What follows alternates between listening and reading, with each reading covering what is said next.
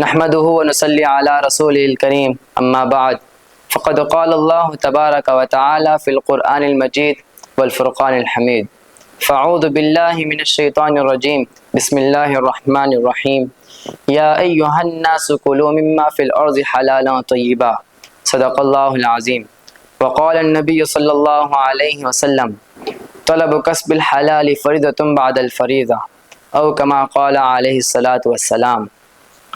محترم معزز سامعین اکرام، میں آج آپ کے سامنے رزق حلال کی اہمیت کے عنوان پر کچھ عرض کرنا چاہتا ہوں۔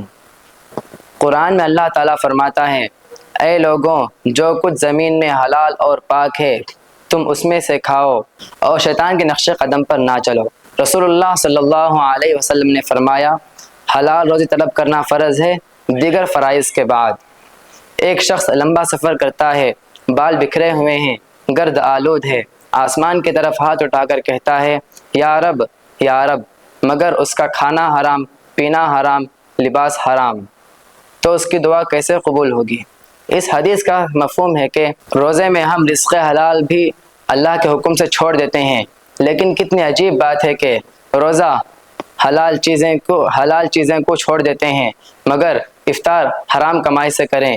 عبادت کی قبولیت کی پہلی شرط رزق حلال ہو۔ حرام کمائی اسلام کے دل کو مردہ کر دیتا ہے اور دعاؤں کو آسمان تک پہنچنے سے روک دیتا ہے۔ رمضان ہمارے لیے امتحان اور محنت کی کمائی کا سبق دیتا ہے۔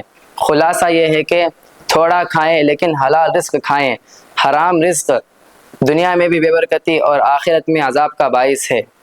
اللہ تعالیٰ سے اس دعا کا ورد کریں، اللہم اکفنی بحلالک عن حرامک واغننی بفضلک عمن سواک۔